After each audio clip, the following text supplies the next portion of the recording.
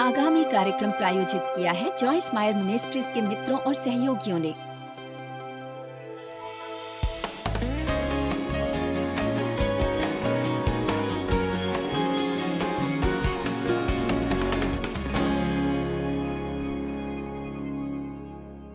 आज के इस संदेश का नाम है अविश्वसनीय पर विश्वास करना, क्योंकि भावनाएं अत्यंत अविश्वसनीय होती हैं। क्या कोई इस पर आमीन कह सकता है? फिर भी यह चकित करता है कि हम अपनी भावनाओं पर कितना विश्वास करते हैं। यदि आपका कोई ऐसा मित्र है जिस पर आप विश्वास न कर सकते हो, आपको आखिरकार लगता है उन पर विश्वास करके 2-4 बार धोखा खाने पर आप आखिरकार पीछे हटना आरंभ करते हैं और सोचते हैं मैं तुम पर विश्वास नहीं करूंगा, मैं कोशिश करने की कोशिश करूंगा। इतना जीवन जीने के बाद हमें अब तक पता होना चाहिए कि हम उस पर विश्वास नहीं कर सकते, और हमें ऐसी चीज का अनुभव करना चाहिए जो हमारी भावनाओं से अधिक समझदार और अविश्वसनीय है, और वो है परमेश्वर का वचन। आमीन। आप जानते ही हम बहुत जटिल प्राणी हैं, हमारे कई भिन्न भिन्न हिस्से हैं। आप उससे कहीं अधिक जो आपको आईने में देखने पर दिखता है। आपका सर्वाधिक महत्वपूर्ण हिस्सा आत्मा है। आपके आत्मिक हिस्से को देखा नहीं जा सकता, पर वास्तव में वो हम सभी का सर्वाधिक महत्वपूर्ण हिस्सा है। उसके बाद में आपका एक जीव है और आप एक शरीर में रहते हैं, यानी आप एक आत्मा हैं। आप जीव हैं और आप शारीरिक मांस और रक्त हैं। हमें पता है कि जब हम मरेंगे तब ये सांसारिक तंबू जिसमें हम रहते हैं, हमारा हार्ड मांस का ये शरीर सांस लेना बंद करेगा और मिट्टी में मिल जाएगा, पर हमारी आत्मा और हमारा जीव एक अन्य स्थान पर जाने वाले हैं। यदि आपने अपने जीवन में सही चुनाव किया है और मसीह को अपना मुक्तिदाता कबूल किया है, तब वो स्वर्ग में जा सकता है ताकि वो परमेश्वर के साथ अनंत तक रह सके। यदि नहीं, तब आप अपने को ऐसे स्थान पर पाएंगे जो मनोहर नहीं होगी। बाइबल उसे नर्क कहकर बुलाती है, जहां रोना और क्रोध में दांत पीसना होगा और वहां अत्यंत गर्मी होगी। हम ये निश्चित करना चाहेंगे कि हम मसीह की सेवा करने के चुनाव करें, परमेश्वर के साथ चलने का चुनाव करते हैं और ऐसी जीवन शैली का चुनाव करते हैं जो ऐसे व्यक्ति के लिए उपयुक्त है जिसने ये चुनाव किया है। पर हम काफी जटिल होते हैं और ये निर्णय लेने की कोशिश करते हैं कि क्या परमेश्वर है या नहीं है, और क्या सही है और क्या गलत है, और हम क्या हैं और शैतान क्या है, इत्यादि इत्यादि। हमें इसमें थोड़ी उलझन होती है। हमें वर्षों तक अध्ययन और प्रयोग करना होता है, तब जाकर हमें ये समझ में आता है। इसलिए परमेश्वर का धन्यवाद कि हम पर उनके अनुग्रह और दया का कवच होता है उन वर्षों में जब हम बढ़ रहे होते हैं, कोशिश कर रहे होते हैं। इब्रानियों 4 हमें बताता है वचन 12 में कि केवल परमेश्वर का वचन ही हमारे लिए इन सभी चीजों को अलग कर सकता है। जैसे मैंने कहा, आप एक आत्मा है। परमेश्वर आपके आत्मा में रहने आते हैं जब आपका नया जन्म होता है। हमारा जीव वाला हिस्सा हमें बहुत कष्ट देता है। आपका जीव है आपका मन, आपकी इच्छा शक्ति और आपकी भावनाएं। आपका जीव वास्तव में आपको परमेश्वर के बारे में कुछ नहीं बताता, वो आपको केवल आपके बारे में बताता है। वो आपका व्यक्तित्व है। आपका मन आपको बताता है आप क्या सोचते हैं। आपके पास आत्मा में मसीह का मन होता है। आपका एक आत्मिक मन होता है, एक कामी शारीरिक मन के साथ साथ। पर जब हम इन बातों के बारे में नहीं सीखते, परमेश्वर का वचन सीखकर हम हर वक्त केवल अपने विचार सोचते रहेंगे और वो करते रहेंगे जो हम चाहते हैं। हमारी एक इच्छा शक्ति होती है, पर यह आवश्यक नहीं कि हमारी इच्छा हमें बताए कि परमेश्वर क्या चाहते हैं। वो परमेश्वर का वचन है जो हमें बताता है परमेश्वर क्या चाहते हैं। इसलिए मैंने जाना कि एक कामी जीव द्वारा जीने वाला मसीह जैसी मैं थी बहुत बहुत समय तक 3 कानूनों के अनुसार जीता है। मैं क्या चाहता हूँ, क्या सोचता हूँ, क्या महसूस करता हूँ, मैं चाहता हूँ, मैं सोचता हूँ, महसूस करता हूँ, मैं चाहता हूँ, सोचता हूँ, महसूस करता हूँ। उससे भी बदतर यह होता है कि हम परमेश्वर को हमें वे सब देने के लिए मनाने की कोशिश करते हैं। मैं चाहता हूँ, सोचता हूँ, महसूस करता हूँ, फिर हम परमेश्वर को हमें वे सब देने के लिए मनाने की कोशिश करते हैं। आमीन।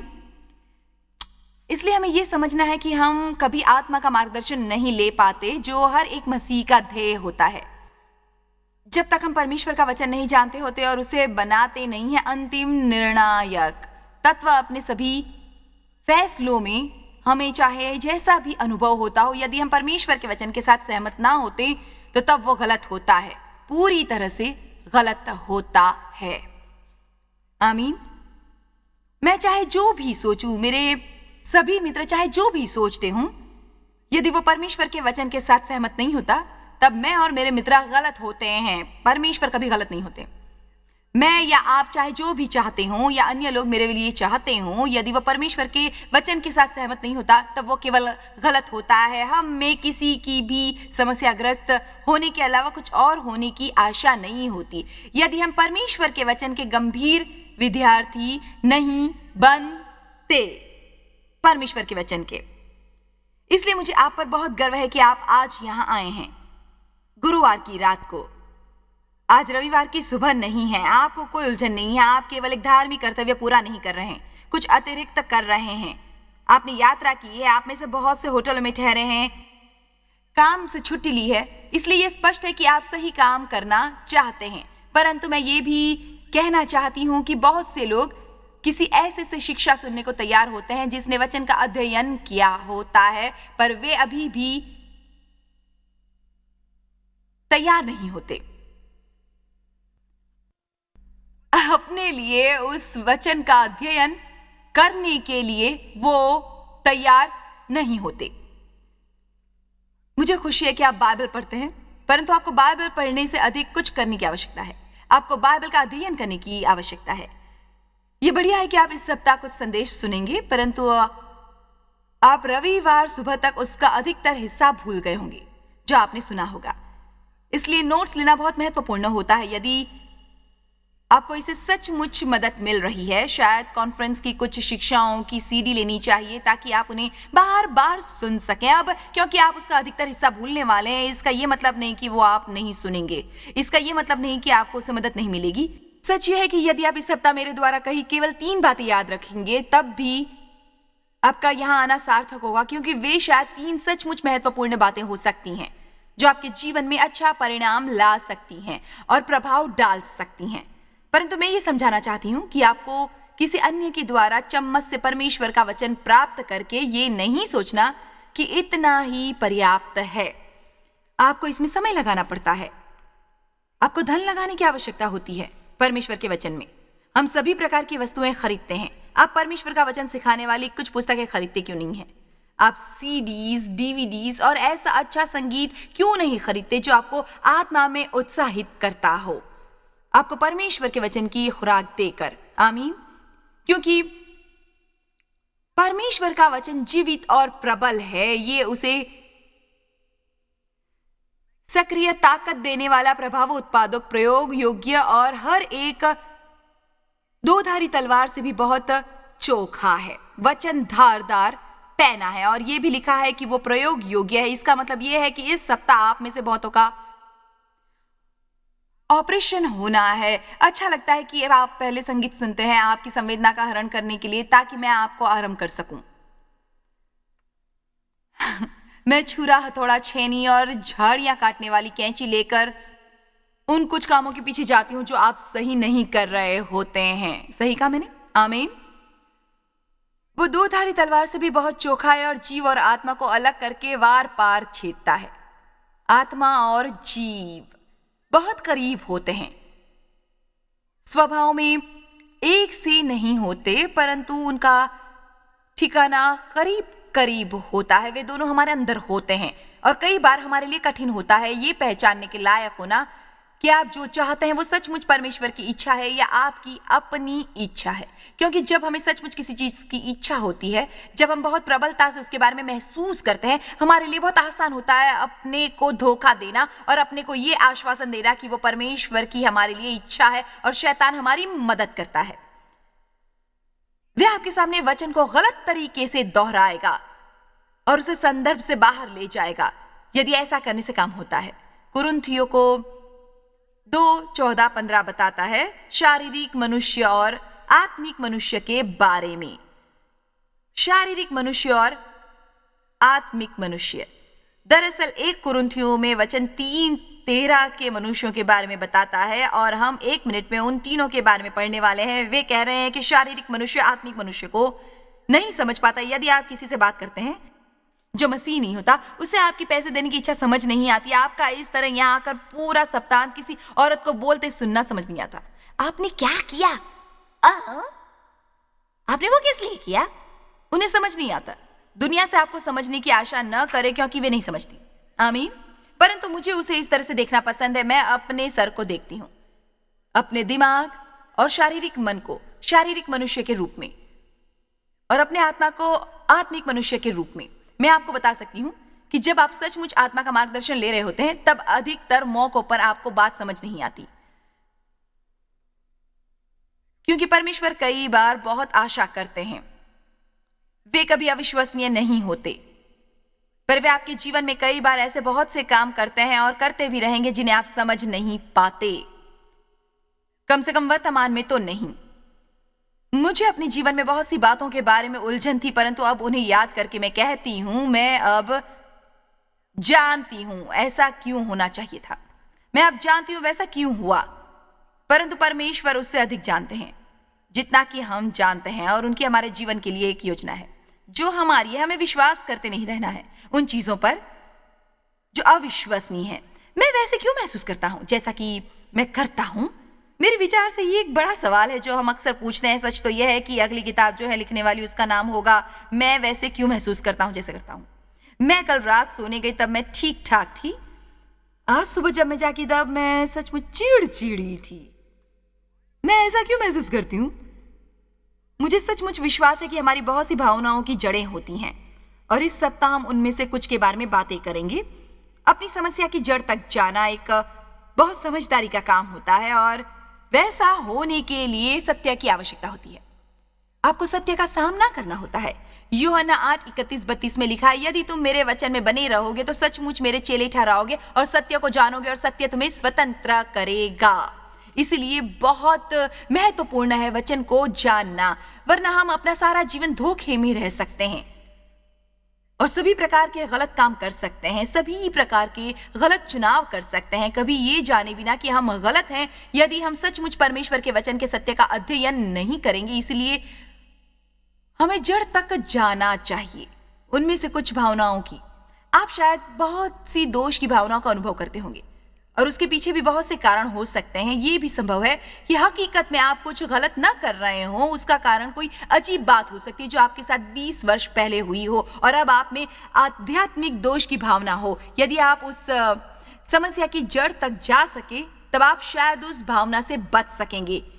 परंतु मेरे विचार से हमें यह समझने की आवश्यकता है कि हमारे पूरे जीवन में ऐसा होना असंभव है कि हम मुक्ति पा लेंगे हर बुरी भावना से, या हर भावना से जो हमें गलत राह ले जाने की बहुत कोशिश करती है। इसलिए उनमें मुक्ति पाने की कोशिश करने की बजाय हमें उन पर नियंत्रण करना सीखना चाहिए, उन्हें अपने पर नियंत्रण करने देने की बजाय। मुझे याद है जब परमेश्वर ने मुझे बहुत वर्ष पहले यह दिखाना आरंभ किया था, मेरे लिए सच्चाई का एहसास दिलाने वाली और बेहद उपयोगी बात थी ये सीखना कि मैं पूरी तरह गलत अनुभव करते हुए भी अपनी स्वतंत्र इच्छा शक्ति का उपयोग कर सकती थी वो करने के लिए जो सही था। क्या आपने मुझे सुना? आपको गलत करने की इच्छा होने पर भी आप सही करने का चुनाव कर सकते हैं। मैंने कहा आप गलत करने की इच्छा होने पर भी आप सही करने का चुनाव कर सकते हैं। और जब तक हम न जाने कि हम जानते हैं कि हम जानते हैं और हम चलने का निर्णय नहीं लेते अपनी भावनाओं के द्वारा नहीं बल्कि उसके द्वारा जो हम जानते हैं कि सही है, तब तक जीवन में लगातार समस्याएं होंगी। आप में से कुछ जो इस वक्त चाहे इस सभा में आए हैं और परमेश्वर के प्रेम में हैं और अपने जीवन में बेहतर चीजें चाहते हैं, आप इस वक्त किसी से क्रोधित हैं, आप यहाँ पर बैठे हुए हैं कड़वाहट और क्रोध के साथ और आपको समझ नहीं आता कि आप क्या करें। ध्यान दीजिए कि बाइबल के आरंभ से अंत तक क्षमा न करने के खतरे के बारे में लिखा है। आप कहेंगे पर आप नहीं जानते कि उन्होंने मेरे साथ क्या किया है। देखिए बाइबल में इस तरह नहीं लिखा, ये नहीं लिखा कि क्षमा न करना समस्या है, परंतु तब तक नहीं यदि दूसरे व्यक्ति ने आपको बहुत ठेस पहुंचाई हो, तब तक सही होता है क्योंकि आप विशेष व्यक्ति हैं। देखिए हम सभी को ये सोचना अच्छा लगता है कि हम विशेष व्यक्ति हैं, हमें पता होता है कि वचन पर हर किसी के लिए सही होता है, पर आप नहीं जानते मैंने क्या अनुभव किया। यदि आप जानते होते कैसे अनुभव करता हूं, या आप ये समझ सकते हैं कि कितना कठिन होता है 5 बच्चों का लालन करना और उस पुरुष के साथ रहना जो बहुत आध्यात्मिक नहीं है, फिर भी हम शांतिपूर्वक और आनंदित रहना जॉयस, आपने समझना था मैं इतनी क्रोधी स्वभाव की क्यों हूं और मैं भावनात्मक आवेश में क्यों आती हूं। यदि आप मेरे घर में रहती आपको पता चलता, पर मैं यहाँ खड़े होकर आपको बता सकती हूँ कि आपको इसके लिए अनियंत्रित होने की आवश्यकता नहीं है कि आपको आसपास की सभी चीजें अनियंत्रित करती हैं। आप ऐसे मोड़ पर आ सकते हैं जहां आप उनमें से हर भावना को नियंत्रित कर सकते हैं, उसका अनुसरण किए बगैर। क्या यहाँ हाजिर किसी को विश्वास हो रहा है मेरी बात पर? आमीन कहिए।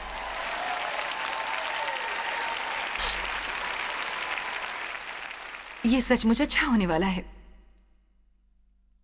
इसलिए ये समझने की कोशिश करने की बजाय कि हम हमेशा एक विशेष तरीके से क्यों महसूस करते हैं, चाहे हम सचमुच हम ये सीखना चाहते हैं और सीखेंगे भी। चलिए सबसे पहले निर्णय लें, मैं जैसे महसूस करता हूं वो उतना महत्वपूर्ण नहीं जितना मैं उसे बनाता हूं। कि मुझे अपना काम करने की और परमेश्वर की आज्ञा मानने की आवश्यकता है। मुझे विश्वास है कि भावनाएं मसीहियों की सबसे बड़ी शत्रु हैं। इसका कारण यह है कि वे हमें परमेश्वर की परिपूर्ण योजना से बाहर रखती हैं। आप कहेंगे तो क्या शैतान नहीं है? मैंने सोचा था कि शैतान हमारा शत्रु है। हाँ, वो है, परंतु वो हमारी भावनाओं का इस्तेमाल करता है। कुछ लोग अपनी भावनाओं की आराधना भी करते हैं। वे हर मनोभाव के सामने झुकते हैं। जब भी उन्हें किसी विशेष तरीके से अनुभव होता है, वे सोचते हैं कि उन्हें उस भावना की सेवा करनी चाहिए। हमारा विजयी होना असंभव होता है जब तक हम भावनाओं से ऊपर उठकर जीना नहीं सीखते। जब तक हम सही करते हैं, तब भी जब हम गलत महसूस करते हैं, हम आध्यात्मिक रूप से बढ़ रहे होते हैं। देखिए, बहुत कठिन होता है वे बनना जो हमेशा घर में पहले शांति कायम करता है। कोई और क्यों नहीं ये करता? आप वो कीजिए क्योंकि परमेश्वर ने आपसे कहा है और आपको इस बात की परवाह नहीं करनी है कि अन्य सभी क्या करते हैं, क्योंकि जब आप परमेश्वर के सामने खड़े होंगे, आपको दूसरों का नहीं केवल अपना लेखा जोखा देना होगा। आपको दूसरों का नहीं, केवल अपना लेखा जोखा देना होगा। आमीन। इसलिए बाइबल के अनुसार हम ऐसे लोगों से प्रेम कर सकते हैं जिन्हें हम अपना शत्रु मानते हैं, जिन्होंने हमारा शोषण और दुर्व्यवहार किया होता है। हम उन्हें प्रेम कर सकते हैं और जब हम ऐसा करते हैं, हम परमेश्वर के जैसे होते हैं और हमें इनाम मिलता है जिससे वे वंचित रह जाते हैं। परंतु यदि हम अपनी भावनाओं के द्वारा जिएंगे, तब हम कभी ऐसा नहीं करना चाहेंगे। और कुछ लोग जो प्रार्थना करते हैं किसी को क्षमा करने की, वे उनके बारे में कुछ भिन्न नहीं महसूस करते, पर वे उनके बारे में कुछ भिन्न महसूस नहीं करते। इसलिए वे ये मान लेते हैं कि उन्होंने दूसरों को क्षमा नहीं किया, इसलिए वे बार बार एक ही पहाड़ के आसपास घूमते रहते हैं। प्रेम एक भावना नहीं है, वो एक इच्छा होती है। प्रेम का रोमांच और कोमलता महसूस करने के लिए कोई संबंध नहीं है। प्रेम इस बारे में एक निर्णय है कि आप लोगों के साथ कैसा व्यवहार करेंगे। आमीन। हमें निर्णय लेना आरंभ करने की आवश्यकता है। हमें यह सीखना चाहिए जो सही हो, विशेष तौर पर जब हमारी वो करने की इच्छा न हो। लोग अक्सर भावनाओं को परमेश्वर की इच्छा समझ लेते हैं। हम शायद किसी मॉल में कोई चमकीली वस्तु देखते हैं और उसे लेने के लिए इतने आतुर होते हैं कि हम मान लेते हैं कि परमेश्वर की यह इच्छा है कि हम वो ले लें। हम कैसे जान सकते हैं कि वो परमेश्वर की इच्छा है या नहीं? मेरा मतलब वो वस्तुएं हमें रोमांचित करती हैं, प्रसन्न कर रही होती हैं, हम उसे बेहतर महसूस करते हैं जो काफी समय से नहीं किया होता है। ओहो, ये जरूर परमेश्वर होंगे। तब हम ऐसी बातों में पड़ जाते हैं। दरअसल हम तो मॉल में इस दिशा में आने वाले ही नहीं थे। हमें पक्का विश्वास है कि परमेश्वर ही हमें उस ओर ले कर गए हैं। अरे, हम तो इस सप्ताह आने वाले ही नहीं थे, हम अगले सप्ताह आने वाले थे। हमें नहीं पता था कि इस सप्ताह ये सेल मिल जाएगा। परमेश्वर धन्यवाद, धन्यवाद, धन्यवाद। पर आप जानते हैं वो सब परमेश्वर हो सकते हैं। परमेश्वर आपकी वहां पर अगुवाई कर सकते हैं। वे शायद आपको आशीष देना चाहते होंगे। आप कहेंगे, तब हम वैसा कैसे जान सकते हैं? चलिए इसके बारे में कुछ सवाल करते हैं। क्या ये खरीदने पर आप पर आर्थिक दबाव पड़ेगा?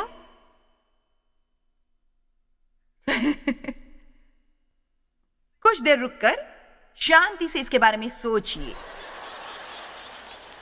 यदि आप पहले से ही कर्ज में डूबे हैं और परमेश्वर पहले ही आपको कर्ज मुक्त होने पर कह चुके हैं और आप क्रेडिट कार्ड पर जीने का फैसला कर चुके हैं, तब मैं बता सकती हूं कि यह परमेश्वर तब मैं बता सकती हूँ कि ये परमेश्वर नहीं है, क्योंकि ऐसी वस्तुएं खरीदना बुद्धिमानी नहीं होता जिनका आप मूल्य नहीं दे सकते। क्रेडिट कार्ड्स पर जीना बुद्धिमानी नहीं है। उन्हें केवल आपकी सुविधा के लिए होना चाहिए, बर्बादी के लिए नहीं। आप उन्हें सुविधा के लिए इस्तेमाल करें, महीने के अंत में उसका भुगतान कर दें, केवल कभी कभार ही जब सचमुच कोई आपात स्थिति हो, पर वे वस्तुएं लेने के लिए बिल्कुल भी नहीं जो आप इस वक्त चाहते हैं और आप में इतना धीरज नहीं कि तब तक रुक सके, प्रतीक्षा कर सके। धन्यवाद। मैं बढ़िया प्रचार कर रही हूं, बढ़िया प्रचार है जॉयस, धन्यवाद। जानते हो, मुझे आपको इस तरह की बातें बतानी पड़ती हैं क्योंकि सत्य यह है कि दुनिया में बहुत समस्याएं हैं और गिरजे में भी बहुत से लोगों को उतनी समस्याएं हैं क्योंकि वे समझदारी से नहीं जीते। देखिए, हमारे पास बुद्धि है, हमारे पास नीति वचन की पुस्तक है। क्या आपको सचमुच विश्वास है कि नीति वचन की पुस्तक आपसे भावनाओं द्वारा जीने के और वो सब लेने को कहती है जो दिखने पर आप लोगों को प्रसन्नता होती है, पर बाद में आप उसके पैसे देने पर पछताते हैं क्योंकि वे वस्तुएं आपके किसी काम की नहीं रह जाती।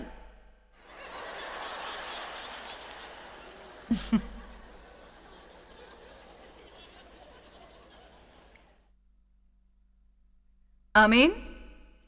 मैं चाहती हूं कि आपको आर्थिक सुरक्षा और आर्थिक शांति हो। मैं ये कहना चाहती हूं कि यदि आप भावनाओं द्वारा जीते आए हो, कह लीजिए पिछले 7 वर्षों से, और अब आप पर बहुत सा कर्ज चढ़ गया हो और आप अभी भी उन चीजों का मूल्य दे रहे हो जो आप नहीं जानते कहां है, और आपको वो चीज उस दिन से अच्छी नहीं लग रही जिस दिन से आप उसे लाए हैं, ना ही आपने उसे इस्तेमाल किया है, पर आप अभी भी उसका मूल्य दे रहे हैं, और अब वो आपके लिए अत्याचारी बन गया है और वो आपको उदास और हताश करता है, और आप एक आर्थिक चमत्कार की आवश्यकता के बारे में बात करते हैं। परमेश्वर वो करते क्यों नहीं है? क्योंकि आपको असल में एक सबक सीखने की आवश्यकता है। अब वो सबक ऐसे सीखते हैं जब अब आपको खर्च कम करने पड़ते हैं और कुछ समय कुछ चीजों के बिना काटना पड़ता है। आपको पिछले 7 वर्षों को रद्द करने में चाहे 7 वर्ष लग जाएं, परमेश्वर आप पर अनुग्रह करेंगे, तब आप अपने अगले 7 वर्ष बिता सकेंगे कर्ज से मुक्त होकर और नगद देकर वस्तुएं खरीद कर। चलिए परमेश्वर की स्तुति कीजिए। परंतु आप चाहे जो भी करें, कृपया बार बार उसी पहाड़ के आसपास मत घूमते रहिए, बार बार। मैं आशा करती हूं कि आप यहां पर केवल ये देखने नहीं आए कि मैं हकीकत में कैसी दिखती हूं। मेरा मतलब, मैं सचमुच आशा करती हूं कि आप केवल ये देखने के लिए नहीं आए कि टीवी पर प्रचारक असल में कैसे दिखते हैं। यदि आप आए भी हों तो आशा करती हूँ कि आपने देख लिया है और अब आप तैयार हैं स्थिर होने के लिए और सचमुच इससे कुछ प्राप्त करने के लिए। माना कि अपनी भावनाओं के द्वारा न जीना कठिन होता है, पर उससे भी कठिन होता है अपनी भावनाओं द्वारा जीना। मुझे केवल इसलिए क्रोधित रहने का अधिकार नहीं है क्योंकि किसी ने मेरी भावनाओं को ठेस पहुंचाई है। मुझे किसी पर गुस्सा करने का विशेष अधिकार नहीं है क्योंकि मुझे वो अच्छा नहीं लगा जो उन्होंने किया है। जिसे बहुत दिया जाता है उससे अधिक उपेक्षा होती है। आप में से कुछ परमेश्वर से ऐसी चीजें मांग रहे हैं जिनकी जिम्मेदारी के लिए आप तैयार नहीं हैं, क्योंकि आप अभी भी अधिकतर अपनी भावनाओं द्वारा जीते हैं। हम अपने निर्णय करने के लिए अपनी भावनाओं पर विश्वास नहीं कर सकते। हमें सही करना सीखना चाहिए, चाहे हमारी वो करने की बिल्कुल इच्छा ना हो। मैं जानती हूँ ये कठिन लगता है, पर ये आपको सच्ची विजय दिलाएगा। परमेश्वर का वचन पहुंचाना प्यारा लगता है क्योंकि मैं जानती हूँ कि केवल परमेश्वर के वचन का सत्य ही आपको स्वतंत्र करेगा।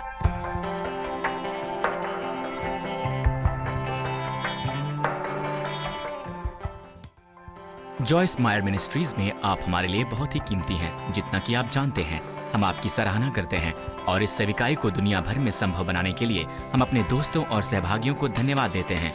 हम साथ मिलकर भूखों को खाना खिलाते हैं, गरीबों को कपड़े देते हैं और कई देशों में सुसमाचार बांटते हैं। अपना प्रार्थना निवेदन भेजने के लिए कृपया आज ही संपर्क कीजिए joycemeyer.org पर। हमारे स्रोतों के बारे में और भी जानिए। जॉयस की सभाओं की सूची देखिए हमारे साथ सहभागी बनने के लिए, क्योंकि हम दुनिया भर में मसीह के प्रेम को बांटते हैं। इसका खर्च उठाया है जॉयस मायर मिनिस्ट्रीज के मित्रों और सहयोगियों ने।